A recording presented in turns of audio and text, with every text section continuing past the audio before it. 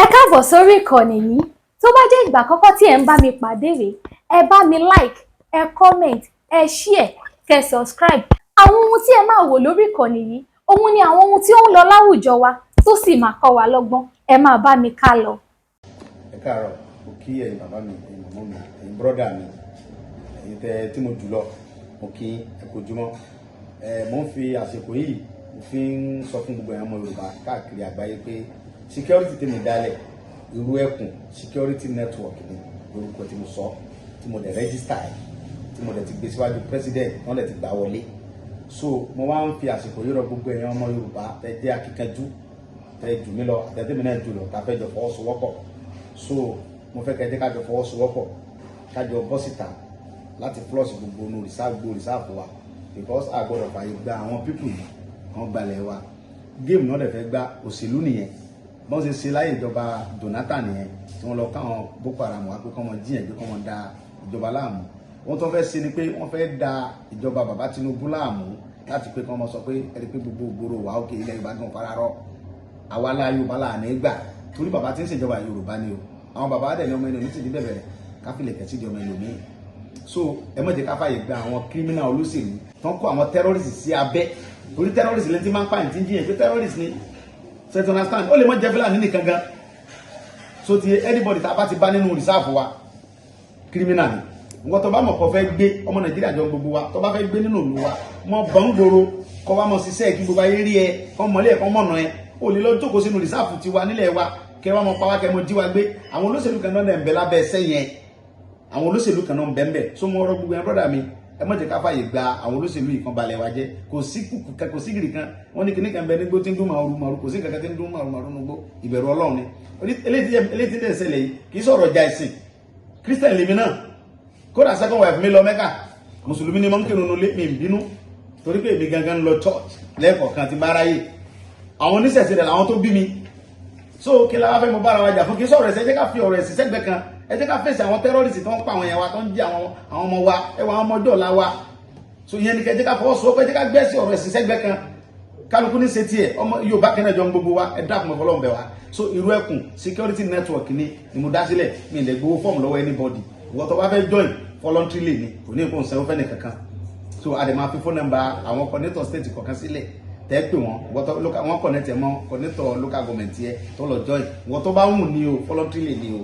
kì í ṣe by force o so tá a bá dẹ̀ ti ń ba lọ ìjọba máa support wa wọ́n ní tọmọ bá sí apá òbí àgbè àwa la ní nǹkan wa ọmọ onílù onífẹ́ òtún là wa ẹjẹ́ àjọ fọwọ́sowọ́pọ̀ ẹ má jẹ́ ká máa dúró ní pé báyà nǹkan nìkan ẹjẹ́ àjọ fọwọ́sowọ́pọ̀ kájọ jáde tán láti flush gbogbo nu reserve wa pátápátá anybody tá a bá ti bá nu reserve wa criminal yẹn kí ló ń wá nu reserve wa òṣèlú ni wọ́n ń lo àwọn tí dẹ̀ ń bẹ́nu sẹ́yìn tó ń bẹ́ẹ̀ di òṣèlú yẹn wọ́n fẹ́ fi bàjọba bàbá Tinubu jẹ́ ẹ̀ẹ́dẹ́ lè ṣe bẹ́ẹ̀ ẹ̀ lè bàjọba bàbá yẹn jẹ́ yóò ṣe second time torí pé nígbà táwọn kan ti sì tí wọ́n tán ṣe second time kọ̀sẹ́ni tó mú wọn ẹ̀ wá lè gbé àwọn terrorist yìí tẹ̀ fi ń bà mí jẹ́ káàkiri kẹgbẹ́ wá sílẹ̀ Yorùbá lọ́dọ̀ tí wọ́n bí nígbà tó mọ̀ rọ̀ wá ẹ dákun ẹja àtọ̀fọ́ sowọ́pọ̀ irú ẹkùn security network ni orúkọ security tí mo dá sílẹ̀ tí mo dẹ̀ ti gbé fún president tó dẹ̀ ti tẹ́wọ́ gbà so now ìdẹ̀gbò fọ́ọ̀mù lọ́wọ́ anybody kò sí bẹ́ẹ̀ kankan sanwó fọ́ọ̀mù wọ́n tó bá fẹ́ join voluntarily ni àdẹ̀jọ́ sí ni nígbà tó bá fi tó a month ẹ̀rí pé gbogbo ilẹ̀ Yorùbá ó free tí ò ní sí nǹkan kan mọ́ lágbára Ọlọ́run èmi gẹ́gẹ́ ni màá dẹ̀ lead fúnra mi kì í ṣe pé mo fẹ́ ràn yẹn lọ èmi ẹ̀rí bí mo ṣe ń lọ tí gbogbo ayé ò rí bí mo ṣe ń lọ bí mo ṣe ń ṣe kò sáwò kankan ń bẹ̀ tó ti ń sábà wọnú gbó àlèmọ́ sí ara ìṣe fídíò tó rójógun là ń lọ bọ̀ ní gbòòrùn gbàtà bá ń lọ gbogbo ó rí wa àdẹ̀mọ́ ṣe ní state by state ni from Ọ̀yọ́ state to Ogun state to Lagos torí wọ́n ti wà wọ́n àwọn kan náà àwọn olóṣèlú kan tó káwọn kan jọ nígbà èdè Ìkòròdú tọ́ni kan mọ̀ síbẹ̀ àmú gbogbo wọn àdẹ̀mọ́ àwọn tá a bá mú tá a bá rí pé ó ṣe kíní àfa àwọn ilé ìjọba lọ́wọ́ Ọlọ́run níjọba bàjẹ́ fún wa ilẹ̀ Yorùbá ò ní bàjẹ́ o ìjà sọ̀fọ̀ sọ́pọ̀ kájọ sí o kò dúpẹ́. Bá yí sí ni wọ́n bá wọn yí sí o ibi táyé bá yí sí ni wọ́n bá wọn yí sí Àdìsá la fẹ́ nílẹ̀ Yorùbá Sunday ọmọ Adéyẹmọ la fẹ́ o orí wa ẹ lè gbé poison jẹ o ibi táyé bá yí sí làwọn bá wọn yí sí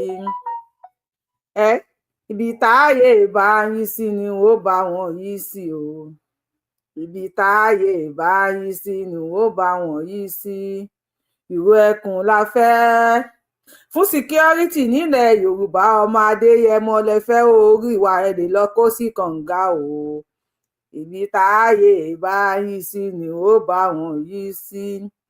Sunday Adisa la fẹ́ ọmọ Adéyẹmọ la fẹ́ irú ẹkùn security network la fẹ́ ẹ̀yin tẹ́ pera yín ní orí ìwà ẹ̀ lè lọ bẹ́ sí kànga o ibi táyé bá yí sí Àbẹ̀ní ni ó bá wọn yí sí. Sunday Adéyẹmọ la fẹ́ ìwé ẹkùn la fẹ́ fún security ilẹ̀ Yorùbá. Àwọn kan pera wọn ní wíwà wọn jáde wọ́n ní lórí ọ̀rọ̀ security ilẹ̀ Yorùbá o wọ́n ní lórí ọ̀rọ̀ security network ilẹ̀ Yorùbá wọ́n láwọn ò fẹ́ Sunday Adéyẹmọ Ìgbòho ṣá wọ́n láwọn reject ẹ̀ wọ́n láwọn ọkọ̀ Yorùbáwùyí mo ní àṣà ò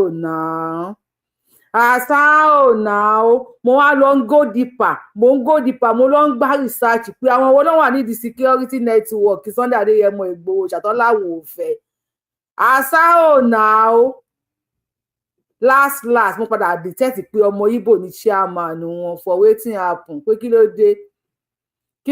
ló ṣẹlẹ̀ ṣé Igbo ló máa là lé wa lọ́wọ́ ni Mr. Chukwumbembe àbí kí lorúkọ ẹ wẹ́ ọ̀rọ̀ máa tó bẹ́yìn yọ bàbá Tinubu ẹ pẹ̀lú àwọn tí mo fẹ́ bá sọ̀rọ̀ Yorùbáwùyí lórúkọ mi Yorùbáwùyí ni mò ń jayé làgbé Àbẹ̀ní tó bá kọjú sí yín kẹta tó bá kẹ̀yìn sí yín kẹta tó bá kẹ̀yìn nìkan kẹ tẹ́wọ̀ ara yín pa àtòrílẹ̀já ti máa ń bàjẹ́ ìjọ tí wọ́n ti ń pariwo pé Nàìjíríà ò dá o wọ́n ń pa wọ́n o kò sí security Nàìjíríà o ìjọba ta náà ń pariwo ọba Tinubu Àkànbí ọmọ olódòdẹ ta ni wọ́n ń pariwo ẹ̀ kì í ṣèwọ ni wọ́n ń pariwo Tinubu ló wà ń bẹ̀ ìlú ò dá o Tinubu ló wà ń bẹ̀ ìlú ò ṣe o ṣé wọ́n pariwo àwọn orí wà ṣé wọ́n pariwo àwọn Human Rights Writers Association ọba Tinubu mo rò pé ẹ̀ kì í ṣọmọ kékeré ṣùgbọ́n gbogbo èèyàn tó wà láyé tó ń káwọ́ sókè tó ń ṣe túwálè fọba tó ní kọ́ba ó pẹ́ o kọ́ba ó gbó o kọ́ba ó tọ́ o kábíyèsí a nífẹ̀ẹ́ yín o kọ́ba ó gbó kọ́ba ó tọ́ orí àwọn wọn ló wà kọ́ba ó kú tèmi tọ̀la ìsàlẹ̀ ẹkùn àwọn èèyàn ló wà àwọn orí wà wọn lọ́mọ Nàìjíríà làwọn wọn belong to Nigeria the Human Rights Writers Association wọ́n ní Human Rights Writers Association làwọn wọ́n ní wọn ò fẹ́ kí Sunday Adéyẹmọ Ìgbòho ṣàkólídìí ìró ẹkùn wọnú gbó lọ rescue àwọn ọmọ wa l'Ógbómọ̀ṣọ́ àwọn ọmọ tí wọ́n kó lọ́yọ̀ọ́ wọ́n ní wọn ò fẹ́ kí Sunday Adéyẹmọ Ìgbòho ṣá lọ rescue wọn wálé àṣà ọ̀nà bàbá Tinubu òkè èmi gẹ́gẹ́ bí ìmọ̀ràn mi ò bí máa tẹ́ àwọn èèyàn lọ́rùn gẹ́gẹ́ bí ìmọ̀ràn ọmọdé tèmi bàbá Tinubu èmi náà wá ń sọ fún àwọn oríwà Human Rights Association or Writers Association of Nigeria mo advise bàbá Tinubu should give them 24 hours ultimatum ẹni tó jẹ́ chairman wọn ọmọ Igbo ni mo lọ gbá research ẹ mo Yorùbáwùyí máa go deeper mo lọ gbá research dáadáa mo pọ́ ọmọ Igbo ni bàbá Tinubu wọ́n ní kí Fúlàní tàkìtì onílẹ̀ le ṣáàdí kò tàtàyè tẹ́lẹ̀ ni bàbá Tinubu àwọn tí gbogbo many people tó sọ àwọn onífẹ̀ẹ́ yìí sọ́fẹ́ kẹ́ ṣàṣeyege ni sọ́fẹ́ kẹ́ ṣàṣeyọrí ni sọ́fẹ́ kẹ́ ṣe àṣegbóríyìn ni ókè o gẹ́gẹ́ bí ọmọ Yorùbá tó kọ̀ mí dẹ̀ ń jẹ́ Yorùbáwùyí mo gbẹnu sọ fún àwọn olólùfẹ́ tèmi àwọn tó dàbí tèmi pé ẹ̀yin Human Rights Association of Nigeria we give you 24 hours go and bring back our children ẹ gbé àwọn ìwé yín àti báírò yín àti pẹ́ńsù tó bá wùn yẹn mú èsà dání ẹ gbé másẹ̀tì dání ẹ wọ inú igbó ẹ lọ bá àwọn tó wà níbẹ̀ tí wọ́n wá kó àwọn ọmọ wa we are giving you 24 hours go and bring back our children if you do this èmi máa kúrò lẹ́yìn Sunday Adéyẹmọ Ìgbòho ṣá màá dẹ̀ tẹ̀lé yín Human Rights Writers Association of Nigeria Yorùbáwùyí lórúkọ mi I am begging you pleading with you guys if you don't want Sunday Adéyẹmọ Ìgbòho ṣá ìwé ẹkùn you don't want Tinubu to endorse it please I am begging you go inside the bush with your books and with your big grammars go and bring back our children within 24 hours If you cannot do this, ẹ kó ṣì dànù. Ẹ kó wèrè síwájú, ẹ kó rádaràda lọ, ẹ kó ṣì síwájú. Tinubu, oya, ẹ bá wa endorse àwọn woman. See, you say you are Women Rights Writers Association of Nigeria. So, Mr. Oyedokun, tí wọ́n bẹ́ orí ẹ̀, kò deserve woman rights. Àwọn ọmọ tí wọ́n kó lọ sínú igbó. How many times have you visited them nínú igbó tí wọ́n wà yẹn? No, as woman rights, àjà fún ẹ̀tọ́ ọmọ ènìyàn, you have to jà fún the right of those children in the bush. Ní àsìkò tútù burúkú tá wà ní Nàìjíríà yìí, you have to go into the bush as Women Rights Association.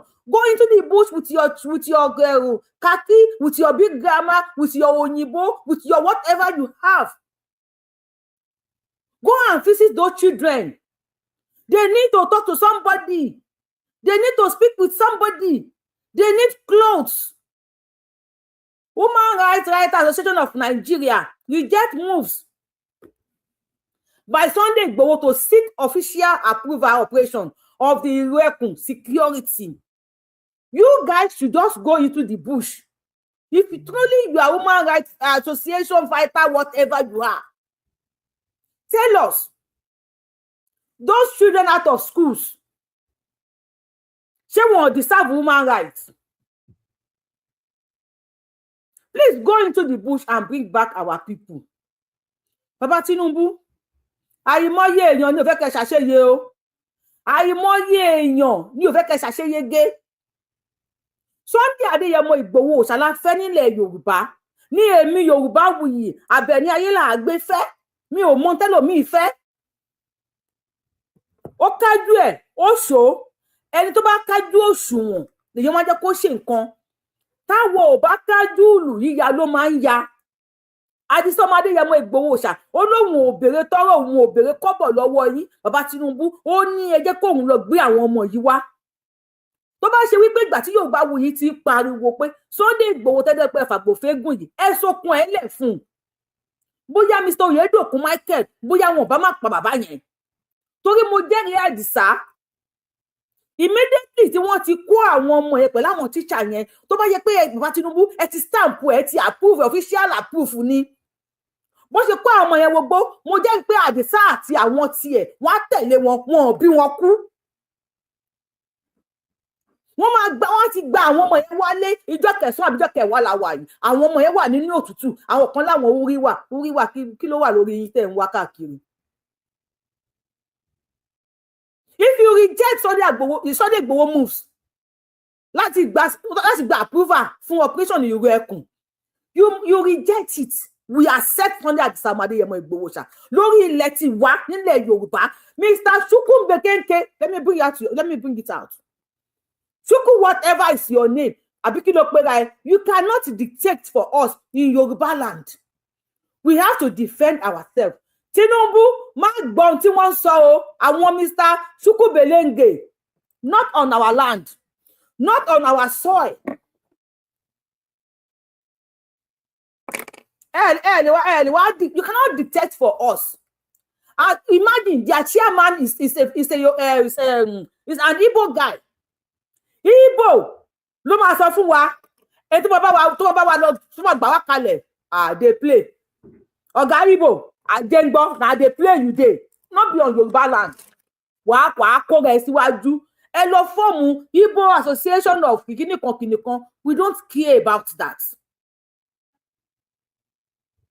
He said they don't need approval. And did you think Ọ̀tàpọ̀jọ́ enemy lọ fún Sunday Igboho? Baba Tinubu, people are saying our government are evil. And you are saying you are trying. I always speak with many politicians. When we talk, they say, Yorùbáwùyí. So Tinubu dey try yo, Yorùbáwùyí. Tinubu dey gbìyànjú o, Yorùbáwùyí. Ẹ kàn wò bẹ́ẹ̀ ni. Okay, fine. Ṣebí Jagaban lẹ pera yín, Jagaban de làwọn èèyàn mọ̀ yín sí Tinubu. Àti Jagaban bọ̀kù. Wọ́n ti gbé àwọn ọmọ yìí sí, ó ti ń lo ọjọ́ mẹ́sàn-án, àwọn etí ń lo ọjọ́ mẹ́sàn-án nínú igbó. Tí rí kí wọ́n gbà wọ́n wá sílé. ẹ ká gbọ́ ọ̀rẹ́ Sunday Adéyẹmọ Ìgbòho ṣá mo ń bọ̀ lọ́dọ̀ bàbá Uriwa Association of Nigeria mo ń bọ̀ wá bá yín ẹ ká kọ́kọ́ gbọ́rọ̀ lẹ́nu Àdìsá ọmọ Adéyẹmọ òsàmì òsà tó ní ilé iṣẹ́ before we play that ogunjà àwọn nǹkan méjì mo fẹ́ wá debunk nǹkan méjì mo fẹ́ wá debunk àyà mo kí yín ẹ tẹ́ kí mi mo kí yín ẹ̀ka ọ̀rọ̀ ẹ̀ka sàn ẹ̀ka lẹ́kùn dédé àsìkò yìí according to the time tí ṣòyí bá yín mo kí yín ẹ̀kú dédé àsìkò yìí people were sending me a picture or let me say pictures àwọn ọmọ tí wọ́n sọ pé àwọn bandits náà pé àwọn tí wọ́n kó l'Ógbómọ̀ṣọ́. I don't know why I will come here and debunk people's videos. People send the videos to me and say, you are not talking about this. It's a lie. Hello. Fídíò tẹ́rí yẹn, àbí pictures tẹ́rí, wípé wọ́n na àwọn ọmọ tí wọ́n kó ní Ògbómọ̀ṣọ́.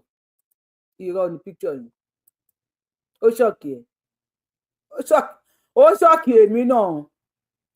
If anybody play that picture for you, it's a typical lie. Picture tẹ́ ń wò yẹn, it happened in Niger Republic in I think that was 2020. Yorùbá wí because if the escophobia kí ló máa ń pè wọ́n. Fídíò tẹ́ ń wò yẹn 2020 ló ṣẹlẹ̀ and it happened in Niger Republic. Teacher kan ló na àwọn ọmọ bẹ́ẹ̀ yẹn kò kì í ṣe àwọn Boko Haram. Ẹni tẹ́ máa ń gbé àwọn fídíò fọ́tò tẹ́ bá pé àwọn èèyàn wa lórí page Yorùbá wo I am not here láti dẹ́rù bá anybody with fake news. Àwọn ìyá tó ń pè mí when I told them and I send the link to them and the Google searches, that's why they know I am telling them the truth. Tẹ́ bá rí náà tí wọ́n ti gbé fọ́tò yẹn síta pé àwọn ọmọ tó ń kó l'Ógbómọ̀ṣọ́ àwọn ni wọ́n náà báyìí o. Irọ́ ni, fake news ni. Ẹni Yorùbá wuyì ló sọ bẹ́ẹ̀. Bí wọ́n ti ń kán ike sí àwọn ọmọ lára, tẹ́ bá rí tó sọ pé àwọn ọmọ tó ń kó l'Ógbómọ̀ṣọ́ ni. Ẹ sọ pé Yorùbá wuyì sọ pé irọ́ lonítọ̀hún pa. Fake news ni. Àwọn tí wọ́n kán ike rọ́bà sí lára yẹn, that was it not last year or early this year? Lóòótọ́ àwọn kan ni wọ́n kó táwọn bandits kó tí wọ́n kán rọ́bà sí lára. But àwọn ọmọ tí wọ́n nà yẹn irọ́ ni. Wọ́n ní Natasha ló sọ. Natasha lè sọ ṣùgbọ́n irọ́ ni. You see, Natasha lè jẹ́ ó lè jẹ́ kí ló máa ń pè o bóyá wà ní senator or whatever. Èmi lè má jẹ́ nǹkan kan but èmi sọ fún yín ó hàn bí mo ṣe ń sọ̀rọ̀ yìí and you can just go and Google, take that picture to Google picture. It's happened in Niger Republic. Teacher kan ló ná àwọn ọmọ bẹ́ẹ̀ yẹn and has been sentenced to jail. Teacher ló ná àwọn ọmọ bẹ́ẹ̀ yẹn kò kí n ṣe pé Nàìjíríà nìyẹn ti ṣẹlẹ̀. So ẹni tẹ́ bá ti Google search ẹ pàtẹ́wọ́ fún mi. Ẹ pàtẹ́wọ́ fún mi. Then the next one is this man. Nǹkan tí Ganduje sọ, this is flying all around that Tinubu is not a Yoruba man. Ganduje said Tinubu is not a Yoruba man. He was born in Kano. His name is Ashiru or whatever Ganduje called him. Irọ́ ni. Ganduje nígbà tí wọ́n campaign ẹ máa wọ́n olóṣèlú Nàìjíríà wọ́n lè pa orí ibú rọ́. If you remember Babangida kan náà nígbà tí wọ́n fẹ́ ta Babangida fún wa wọ́n sọ fún wa pé Babangida wípé ọmọ Ògbómọ̀ṣọ́ ni. Even àwọn kan ní àwọn eégún kan wà l'Ógbómọ̀ṣọ́ tí wọ́n gbé jáde fún Babangida tí wọ́n àwọn òòṣà kan wà l'Ógbómọ̀ṣọ́ tó ní wọn kì í jáde lásìkò tó yẹ kí wọ́n jáde. I don't know how far that is true. Tó ní àwọn òòṣà yẹn wọ́n ní nígbà táwọn òòṣà yẹn máa ń jáde ṣùgbọ́n àwọn bàbá wa nítorí wọ́n ní wọ́n lọ gbé òòṣà yẹn jáde fún Babangida and they lied to us. Okay, oh thank you Mama T. Ṣé ti rí nísìn Warning, Natasha already posted a disclaimer that yesterday to debunk it. Ẹ pàtẹ́wọ́ fún Yorùbáwùyí jàre.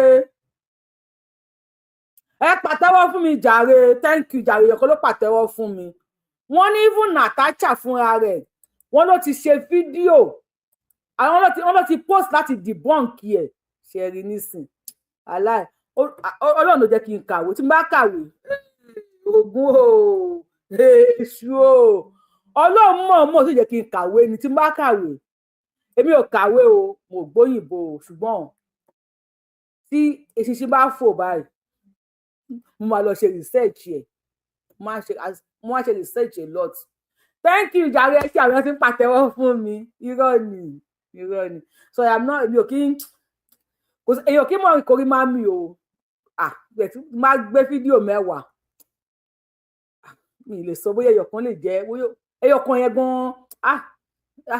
But ẹyẹ kí n gbà bẹ́ẹ̀. So I don't want to sọ pé mi fẹ́ gara. I don't just pick videos. So lórí ọ̀rọ̀ Ganduje, ẹ̀yin human rights mo ń bọ̀ lórí yín o, ṣó yìí ni máa ṣe gbẹ̀yìn. Lórí ọ̀rọ̀ Ganduje tó ní Tinubu pé Ashiru lórúkọ ẹ̀, wípé wọ́n bí sí thank you, wípé wọ́n bí Tinubu sí ilẹ̀ Kánò. It was during campaign. Old video ni. Nígbà tí wọ́n ń ṣe campaign, bí àwọn olóṣèlú wa ṣe máa ń pa irọ́, tó máa ń fi ẹ̀bà lẹ tọ́rọ́ lójú, tó máa wá pè fún wa ní sísì. Ganduje fi ẹ̀bà lẹ Ganduje mọ̀ pé Gandola, ẹ mọ̀ pé òun náà alala lulu ni wọ́n, àwọn tó gba dọ́là tó ẹwọ Ganduje nísìn. Ó gba dọ́là ní bribe lórí Kini báyìí tí gbogbo wa rí lórí kámẹ́rà, and today is part of those people tí wọ́n lead wa. Ọmọ Buhari sìn, ọmọ Buhari òun náà ti lọ gba form, òun náà fẹ́ contest. Ọmọ Buhari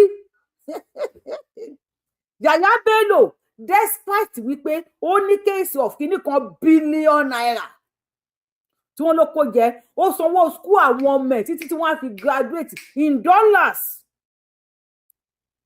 Yaya Bello contested, and to the glory of the mumu in Nigeria, he won.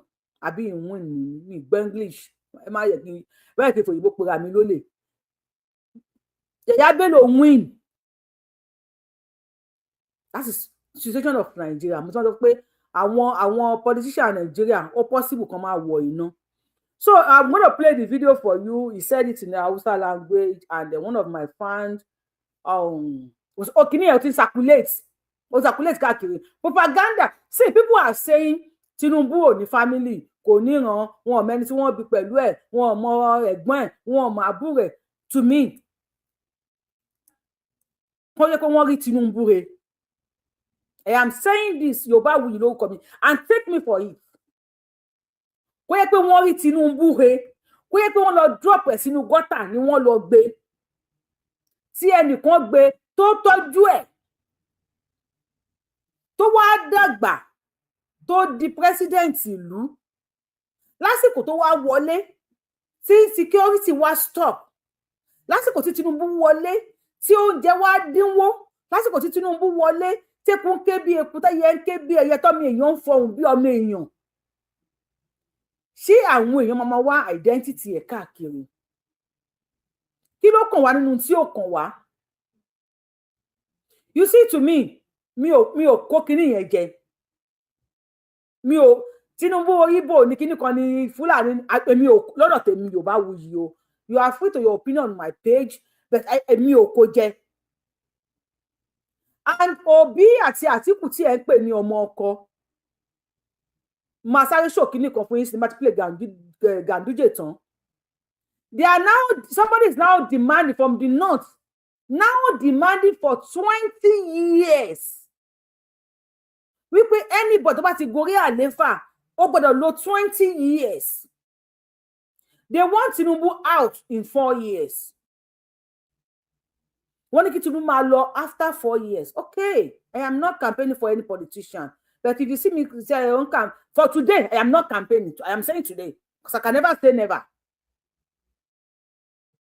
Tó bá di ọ̀la tí Obi bá wá dórí oyè and ó wá continue for 20 good years. Ilẹ̀ Yorùbá ti máa tán. Or tó bá Atiku ló wá, because we have 3 candidates. Obi, Atiku, and Tinubu. Atiku bá débẹ̀ for the next 20 years. Ilẹ̀ Yorùbá lè lo 20 months. Wọ́n kọ́kọ́ ta pọ́ọ̀tì, wọ́n á ta ẹlẹ́ Atiku àwọn good nínú business. Wọ́n lè ta ọmọ nínú aláboyún. Atiku sí láti kó lè ta. Atiku lè ta kọ́mú láyé àbíyamọ. Pé dáfálẹ̀ kó máa mi gbogbo ẹ̀ lọ́lọ́gbọ́lọ́gbọ́lọ́gbọ́lọ́gbọ́. Ṣáà ti mú kọ́mú ẹ wá.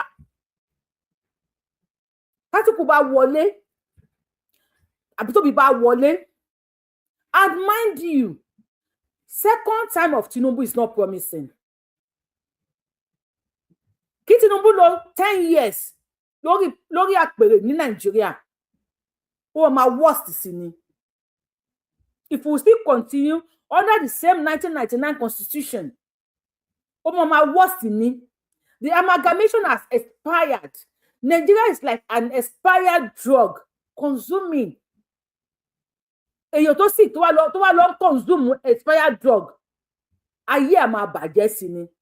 So Nigeria ti ní cancer, ó ti ní kidney failure, ó ti ní gbogbo nǹkan Nigeria ti ní because ó ti expire. And nínú Nigeria àwọn kan tó yẹ pé wọ́n rí àwọn bí ẹni wípé àwọn làwọn ní Nigeria. Àwọn lè control everybody and anything. And what money cannot buy, more money can buy it. They will be defending themselves. Láti kó àwọn ọmọ wọn síbẹ̀. Tell me, ta ló ti rú Nigeria tó ti wá fẹ̀yìntì tí ọmọ ẹ̀ ò sí lórí àpèrè? Ṣé Lai Mohammed?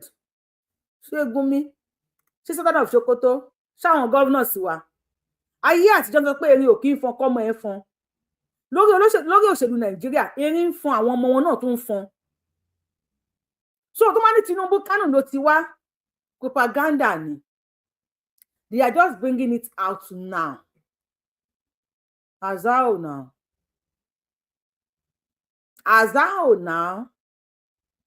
Kó fi lè bàbá Tinubu, agbólé bàbá Tinubu kan fi hàn wá ní Kánò. To me, I don't care.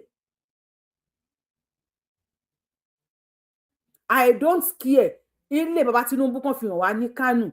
Now, yẹ kí Ganduje sáré sọ̀rọ̀ yẹ kí má waste because àwọn ku Hausawa yau za a yi ta kare. Shi Alhaji Bola Ahmed Tinubu a Kano aka haife shi.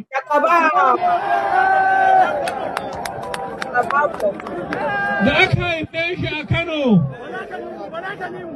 aka zo da shi nan Lagos. Sai Yarbawan Lagos suka ce wai ya sunansa. Muka ce sunansa Ashiru, sai suka ce wai Asuwaju. Amma mu muna kiransa Ashiru. Sannan kuma suka ce ai wannan sunansa muka ce ma sunansa Bala. Sai suka ce Bola? Muka ce to a taba haka din.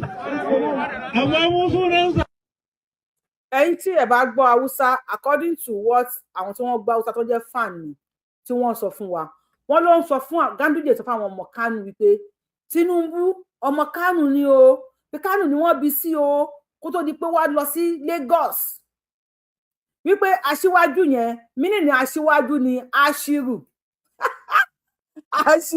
Ashiru ẹlẹ́rù wọ́n ní mínì ní aṣíwájú ni Ashiru. There is a video that I have with me. Mi ò kàn tí ì ráyè láti sọ̀rọ̀ nípa ẹ̀ ni. Níbi tí àwọn ọmọ Igbo tí wọ́n ti ń jáde wípé ìyá Tinubu pé ẹfúnóyè Tinubu ó wà lára àwọn pé àwọn ni wọ́n ta wá fún oko ẹrú.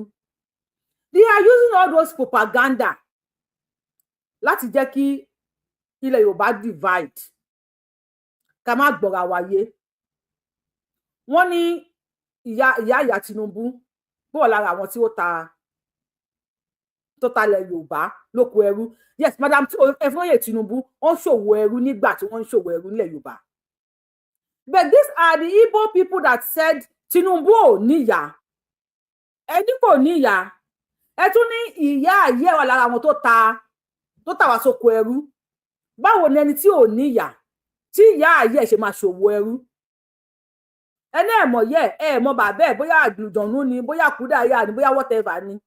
Okay fine, kò níyà kò ní bàbá kò wọ́n lọ gbé nínú kọ́tà ni àbí ìyá àbí bá tún àbó rí he ni whatever. Wherever tó bá wù kí Tinubu ti wá, okay fine. But now they are now saying ìyá ayé wà lára àwọn tó sọ you see Yorùbá ẹ jẹ́ ká wà báwọn bàbá wa ṣe máa ń wà láyé àtijọ́. Báwọn bàbá wa ṣe máa ń wò mi sọ pé mi gbọ́n o àbí bá Kini kò má bàbá ṣe máa ń wò láyé àtijọ́. Ìwọ ló wá bá mi ó ní Tinubu o ọmọ yẹn máa lè ní o kò níyà o kò ní bàbá o bóyá kúdàáyà ni o àmọ́ bí tó ti wá o àmọ́ gbá nípa nobody tó mọ anything nípa Tinubu o okay fine. Ìbí náà wọn kò mà sẹ́ni tó mọ̀ nǹkan pa Tinubu lóòótọ́ àbí ló ti wá ni àbá kúdàáyà ni àbí Kini kan ni. Then you want same person ló tún wá bá mi pé tó bá rí ìgbà tí ìgbà tí àwọn bẹ̀rẹ̀ sí ní sọ̀rọ̀ òwò ẹrú wípé àwọn èèyàn Yorùbá wọ́n ṣòwò ẹrú o àwọn ìyá aláya wá ṣòwò ẹrú and they now beat that again and come back and said Tinubu ìyá aláya ẹ̀rọ lára àwọn tó ṣòwò ẹrú but you said kò ní ìyá kò ní bàbá ẹ̀ mọ́ tán ti rí ẹ̀ bóyá jí gbé ni bóyá lọ nínú kọ́tà ni. So I don't want to say anything much about it. So ti Ashiru ti Ganduje sọ yìí ó fi canvas kò tó máa ń pè ní canvas nínú àwọn olóṣèlú nìyẹn. You know how to canvas people. Àwọn tó fẹ́ bá sọ̀rọ̀ òṣèlú báwo ni ọpọlọ wọn ṣe tó ó mọ̀ pé àwọn eléyìí all they believe in ìsìláàmù. During campaign àti gbọ́dọ̀ tí èèyàn kan ti sọ wípé mo ti play ẹ̀ lórí page mi tí àáfàá kan bọ́ta nílẹ̀ Haúsá ó ní mùsùlùmí tí ò competent kí wọ́n ló pí àwọn kó rúlù Nàìjíríà ju kí non-muslim tó competent rúlù Nàìjíríà lọ. So kí ló fẹ́ mú Tinubu wọná lórí yẹn nǹkan tó ń béèrè náà fẹ́ náà tó ń béèrè fún Ọlọ́run fún wọn. Now ẹ ṣe olórí ọ̀rọ̀ ti Tinubu àti ẹni tó sọ nílé pé 20 years Saki lórúkọ ẹ̀ Saki omi orúkọ àwọn orúkọ wọn Saki lórúkọ ẹ̀ jáde from the north. Only for Nigeria to be fixed, one person must remain in power for 20 years. Kí Nàìjíríà lè bá a ṣiṣẹ́, one person ó gbọ́dọ̀ remain in power for 20 years. Yes, that will ade Yoruba ṣe. Everybody want to vote out Tinubu in 2027. So the next coming president must remain in power for 20 years. Now, gẹ́gẹ́ bí ọmọ Yorùbá, Kálẹ̀ prefer kó remain in power for the next 20 years. Atiku or Obi? Shobi ni kó remain in power for the next 20 years or Atiku. Now, ibi tá ń lọ pọ̀, ibi tá ń lọ òjì, ibi tá ń yà sí ló pọ̀. Ẹ jẹ́ ká fẹ́ ká wọ́n fi wọlé ká wá padà sí ọ̀dọ̀ àwọn oríwà. Torí èmi àti yín lè ní a máa fẹ́ fàájà díẹ̀ o. Ògún gbọ́ oríwà mo fẹ́ fàájà pẹ̀lú yín díẹ̀. Ajé wo aláwàlá èmi àti yín lórí ọ̀rọ̀ Sunday Igboho tẹ́ sọ yìí. Èmi àti àjọ máa mú nǹkan lẹ̀. Àwọn oríwà. Let me bring out this video first. Oríwà kọ. Chineke.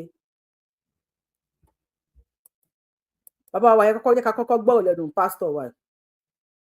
Ẹ kàn bá wa dá sọ̀rọ̀ tó wà nílẹ̀. Ó ní búburú ní gbogbo ọjọ́. Ẹ máa gbàdúrà láti ra ọjọ́ padà. Wọ ìlú Ògbómọ̀ṣọ́ nísìn, ẹ̀fín la rí yìí o. Mo fi ẹ̀mí bẹ̀rẹ̀ pé Olúwa kí ló dé? Ó láti Mùsùlùmí àti Kìrìsìtẹ́nì nílùú Ògbómọ̀ṣọ́, alábòsí ni gbogbo wọn. Wo ọ̀run wá rán mi sí gbogbo àwọn oníṣẹ̀ṣe. Wo gbogbo ẹ̀yin àràbà. gbogbo ẹ̀yin awo pátápátá ó ti ẹ gbẹ kóra yín jọ ẹ pe àwọn alálẹ̀ mo fi ẹ̀mí béèrè pé olúwa kí ló dé tó jẹ́ pé àwọn lọ fẹ́ lò ó lóun ti sọ wípé ìgbà tí àwọn ènìyàn mi bá. wọ́n ní ká encourage yín kẹ́ bá wa share video wọ́n ní kẹ́ bá wa like encourage more viewers to share this video and like it.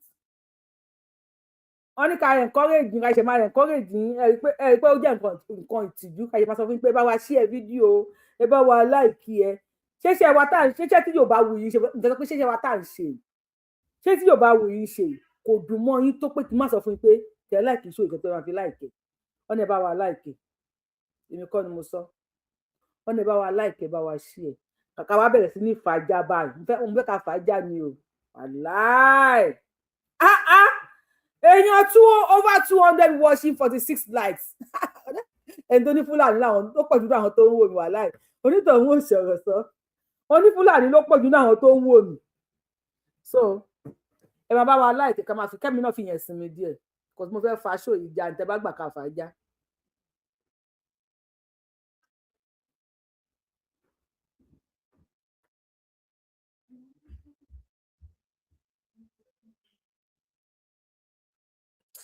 tí mi lè ní sùúrù báyìí TikTok ẹ bá wa power tap ká lè rí yín gbé wọlé mi fẹ́ gbé yín wọlé kó máa drop no I don't want to be saying this every time ó yẹ kí wọn àkọ́kọ́ tí màá máa play ní táìpì mo fẹ́ káwọn èèyàn máa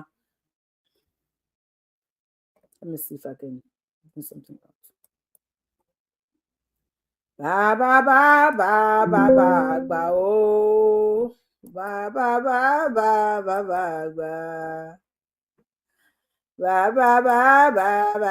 àgbà o tí ẹ bá mi like show mi wàláì èmi àti àjọ máa mú nǹkan lẹ̀ lẹ́yìn fídíò pọ̀ tí mo fẹ́ play but I don't know if I will be able to.